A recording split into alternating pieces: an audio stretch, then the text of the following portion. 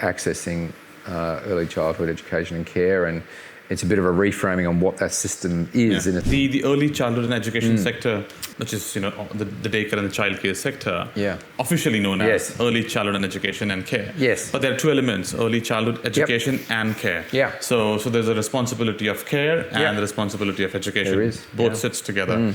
And early identification of all the disadvantages can happen starting from there, and and handing over the knowledge and information to the next entity who will care for or educate the young person. Yeah. So one is, how do you see the handover?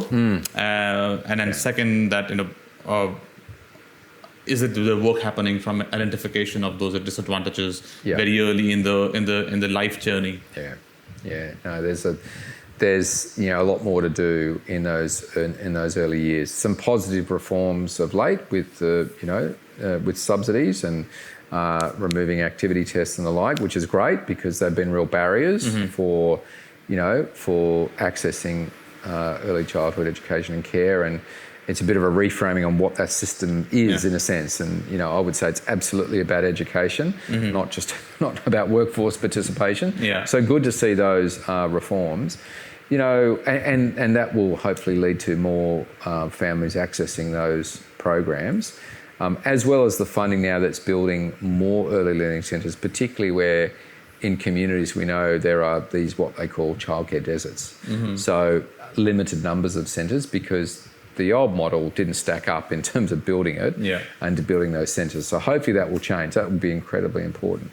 We also know though that the barriers to early childhood education and care are not just financial, they're often cultural and relate to the family's education. So many families that aren't engaging in this system could be Indigenous families, they can be migrant families and refugee families, or just families that are experiencing poverty and disconnected from local communities. So there's more work to do in ensuring that more of those families are engaged. I'm certainly aware of programs that are being piloted that help do more proactive outreach to those families, but also help them with navigating systems to access the supports that they need. And so that work is incredibly important, because we know that every dollar you spend in the first 5 years of a child's life has a $7 payback over time in terms of ultimate benefit. So there's more to do in getting that right. Because I think the education is a key element, and then if you talk about from secondary schooling to the vocational education or the higher education,